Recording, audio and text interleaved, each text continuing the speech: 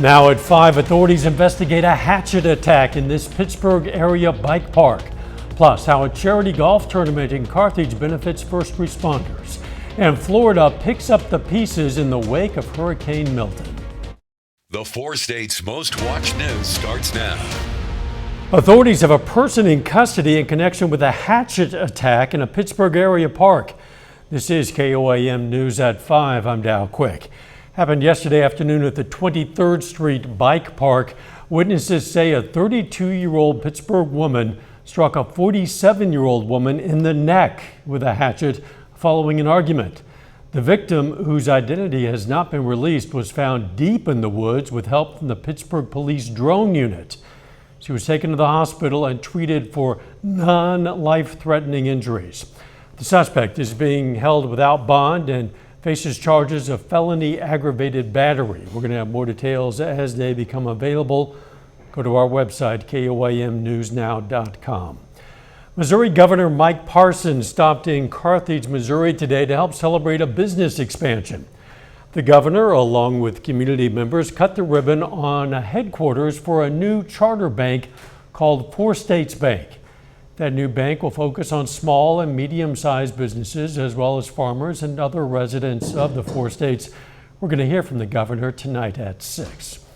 First responders showed up in force today at the Carthage Golf Course, but without the flashing lights. The second annual Serve Pro First Responder Golf Tournament invited firemen, police officers, and EMTs. Today's tournament raised money for the First Responders Children's Foundation. The charity helps provide support for families and children of first responders who've been hurt or who have passed. We support the First Responders Children's Foundation because of their mission statement and how they help the families of first responders. We work really closely with first responders, being in Serve Pro. We do like fire and water restoration, and first responders are usually the first ones on those kinds of scenes, and so we really want to have a good relationship with them. Today's tournament raised about $10,000 for the First Responders Children's Foundation. Coming up at 6, we're going to speak with an ambassador of the foundation. Pitt State will begin providing autism evaluations to children ages 1 through 6. Various assessments will be through play and will take place at Pitt State's Psychology and Counseling Department. The assessment is meant to be an evaluation that parents can bring to their children's doctors for an official medical diagnosis. They want to relieve local wait lists among providers of this service and give Pitt State psychology students valuable experience. Several hours away to obtain a diagnostic. And so the places in this area that do provide diagnostic services have wait lists that are over 100 kids long. So this will provide another avenue for families to access an autism evaluation. They hope to begin providing this service by 2025. The project and necessary materials will be purchased through the help of a grant. Let's check in with Chief Meteorologist Doug Heddy now for our first look at the weather. Yeah, and it turned out to be a warm one once again for us today. A little bit warmer, slow warming trend over the past couple days. 86 is where we stand in Joplin, 83 in Pittsburgh, so temperatures definitely up there, and as we go through the evening hours we'll slowly drop off, but most of us mid to upper 80s. It's 90 in Miami. Grove is sitting at 90 degrees, so temperatures kind of on the climb. 84 by 6 will drop through the 70s into the 60s as we go through the evening hours. Had a few clouds, couple little sprinkles have rotated through southeastern Kansas, but in general it's pretty quiet across the region, and it's going to stay fairly quiet as we go through the next couple days. But look at our temperatures. So we're going to press 90 for a high on your Friday. We're going to press 90 again into the 90s on Saturday. We're going to be talking about that plus some changes here in just a bit. See you soon. Search and rescue operations are underway in Florida following Hurricane Milton. The powerful storm made landfall near Siesta Key as a Category 3 hurricane last night, sparing the Tampa area from a catastrophic storm surge. Still, the hurricane is blamed for at least 5 deaths and has left behind plenty of debris, power outages, and flooding. Manuel Bajorquez reports now from Orlando. Hurricane Milton's destruction across Florida became visible as the sun rose, with rescue crews out in full force. We'll come to you. Be careful. Video from the Hillsborough County Sheriff's Office captured a team saving a 14-year-old found floating on debris. Grab him. Come here, come on. Scenes like that one played out all day, with storm-weary residents emerging from boats to dry land. I'm kind of sick and tired of being sick and tired. The Tampa Bay area was spared a direct hit, but saw up to 15 inches of rain inundating streets. Every other street, if it's not power lines and trees, it's literally floods. Further inland here in Orlando, you can see from those mailboxes all the way back there just how high the waters rose. The governor is warning people against walking through waters like this for their own safety. Standing water can conceal down power lines and other hazards. Standing storm waters can also carry a bacteria that can lead to fatal infections. In St. Petersburg, Milton toppled this massive crane onto a building and ripped the roof off Tropicana Field, home of baseball's Tampa Bay Rays. Even before making landfall, the storm spawned more than 24 deadly and destructive tornadoes. It was like watching the movie Twister. It came closer and it was spinning and the debris was flying everywhere. We'll do everything in our power to help you put pieces back together. President Biden says the federal government is sending the resources needed to help impacted communities recover and rebuild. Manuel Bojorquez, CBS News, Orlando. The Florida Governor Ron DeSantis says more than 80,000 people were in shelters as Milton hit the state. Still ahead, protecting your mental and emotional well-being. So how's your job going? I'm Bradley Blackburn with a look at mental health in the workplace on this World Mental Health Day. And research examines who is most susceptible to long COVID. Those stories next in Health Watch. Topping today's Health Watch, today is World Mental Health Day, and this year's theme is prioritizing mental well-being in the workplace. Reporter Bradley Blackburn visits one company trying to help its employees and shares some simple steps we can all take to get through each day better.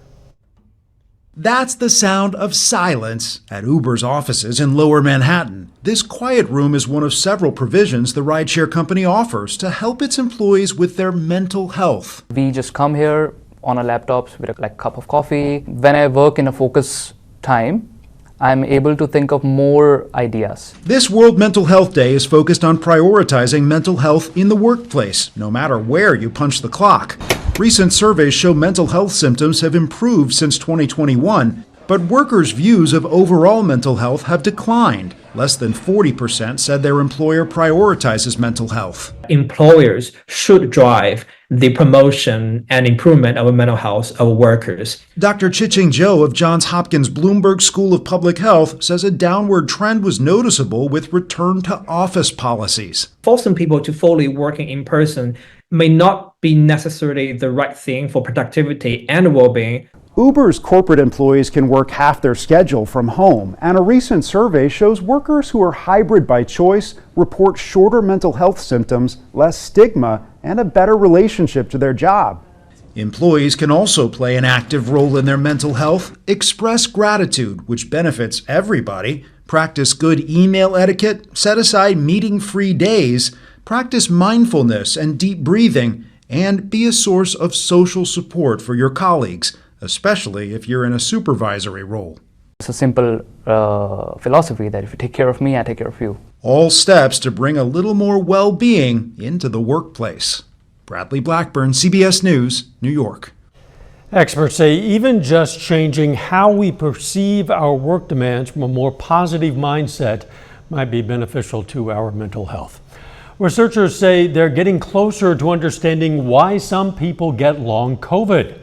A study by Brigham and Women's Hospital found long COVID patients are twice as likely to have a specific protein from the COVID virus in their blood. The study's authors say if they can identify markers for long COVID, they might one day be able to treat the symptoms with antiviral medications. Drinking coffee while pregnant does not cause neurodevelopmental problems in the children. That's the findings of a new study from Norway. Researchers, they found that there's no link between caffeine consumption in expectant mothers and the development of the fetal brain. However, they emphasize to follow your doctor's advice about caffeine use because it could influence other aspects of pregnancy. And does eating less lead to a longer life? Well, that's what a study published in Nature shows. Yeah, mice that ate fewer calories live longer than mice put on intermittent fasting diets. The mice with the greatest lifespans were those that ate fewer calories but still maintained a healthy body weight. That is a look at today's health news. A little bit later, the newest inflation numbers. Plus, it looks like our temperature is pressing near record highs. We're going to look at that coming up. Well, of course, it turned out to be a nice Thursday for us today. Partly sunny skies, temperatures heating up once again. Most of us upper 80s to near 90 degrees, definitely well above normal for this time of the year. Here's a great shot. This is Indigo Sky Casino and Resort. Of course, Indigo is just outside of Seneca, Missouri. All right, it's Thursday. On Thursdays, our new drought tracker always comes out, and over the past 6 to 8 weeks, it just keeps getting worse each and every week. We are now in extreme drought. It's very dusty out there from Joplin, Neosho, all the way down to Bentonville, over toward Cassville, Miami, down to Grand Lake, over toward Bartlesville. And this darker orange is a severe drought, and then just dry when you get into our northern counties. But the bottom line is we need some rain. We just don't have much in the forecast for about the next week or so. Temperatures 84 Stockton, 86 in Neosho, 89 in Bonita. Neodesha sitting at 87 degrees, partly cloudy. Had a couple little sprinkles out there on the Kansas side, sitting at 86. Winds are pretty much calm. Through the evening, slide back from 80s, 70s, 60s into the 50s later on tonight. Our southerly winds are going to pick up a little bit as we go through the next couple days. So we're going to have south winds kind of 10 to 20 for us tomorrow, and then again on Saturday ahead of our next strong cold front, which is going to be working in as we head into the second half of the weekend. Not a whole bunch going on out there, but you can see a few little sprinkles kind of rotating through southeastern Kansas, a few more popping up southwestern Missouri. Just a very weak little tiny upper level wave is pushing through. Out to the west, not a whole bunch going on, but we will start to get a little bit more action as we get into late next week. But you can see this little kink in our upper level flow, and that is that weak little wave that is pushing through. Let me walk you through time. Tonight, let's drop back upper 50s to near 60. As we go through the day tomorrow, lower 80s by noon. Once we get into the afternoon, heating up, 86 Cassville, 88 in Grove, 89 in Coffeyville, Fort Scott, 87 degrees. Tomorrow evening and tomorrow night, partly cloudy skies, not as chilly, lower 60s. And as we go into Saturday, near record highs, most of us 90, 91, 92 degrees, which is hot any time of the year, definitely hot for October. 61 to start, 82 by noon. High temp on your Friday, 89 degrees. Let's jump into Friday night. Four-state football looks good. 82 by kickoff, 75 by the fourth quarter. A little warm, but still not bad. All right, let's look at some changes.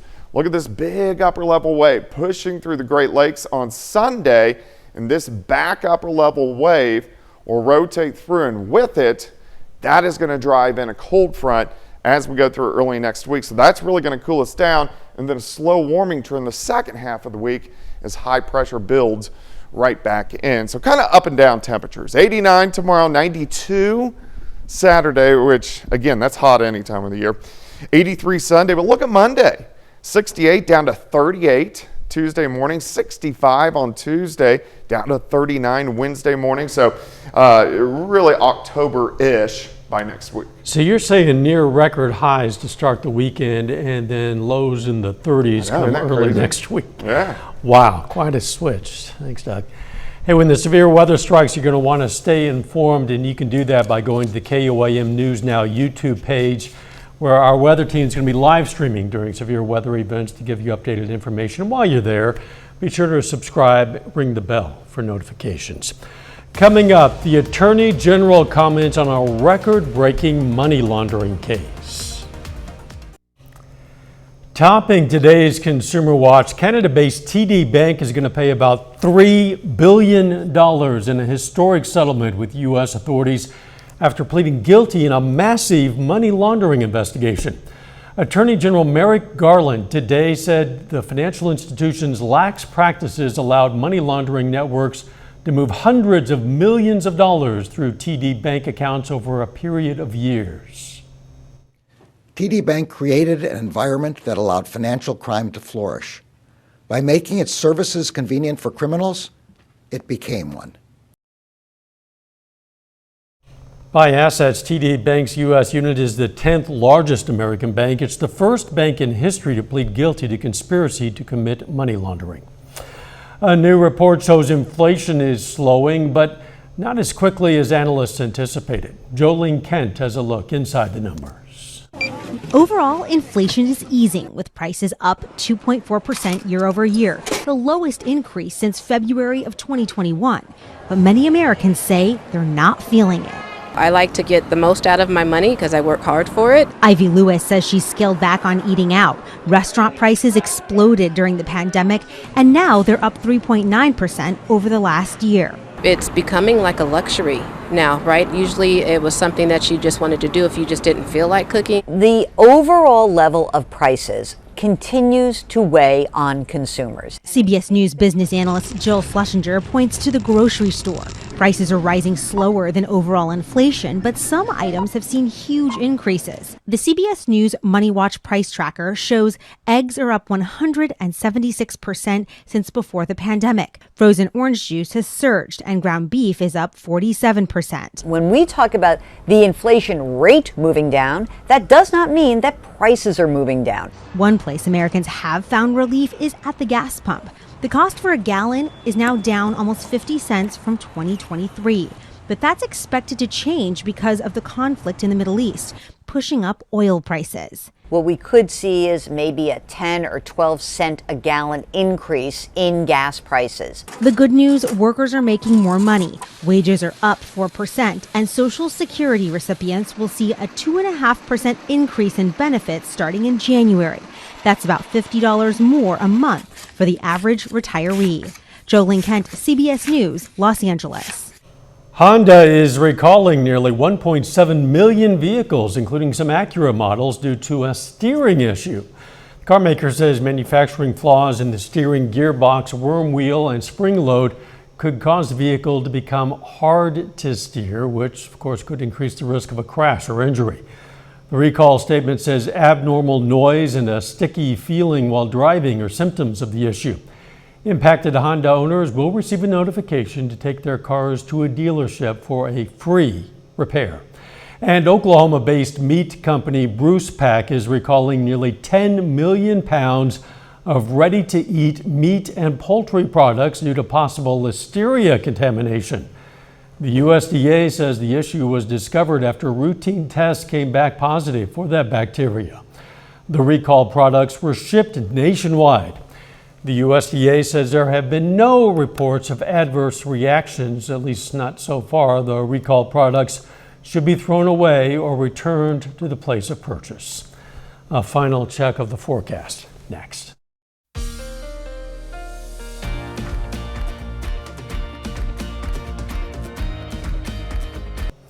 Up next on the CBS Evening News, the latest on cleanup efforts sent hundreds of water rescues in the wake of Hurricane Milton. Then on KOAM News at 6, why a U.S. Senator today presented American flags to a Legion post in northeast Oklahoma. Plus, we're going to hear what Missouri Governor Parson had to say at that bank ribbon cutting in Carthage. And the Miami softball team looks to advance to the state tournament. Stay with us for the CBS Evening News and then KOAM News at 6. A bit of everything as far as temperatures go in the weather for the next several days. Yeah, we definitely need some rain. We don't really have any chances until next weekend, or at least good chances. But yeah, heating up, 89 tomorrow, 92 on Saturday, but turning much cooler early next week. October 15th is our average first frost, and we're going to at least make a run at it. At least dropping down into the 40s, I guess, overnight. Mm-hmm. Thanks for joining us. CBS Evening News is next. Of course, we're going to be right back here at 6. We'll see you then. Let's make it a great evening.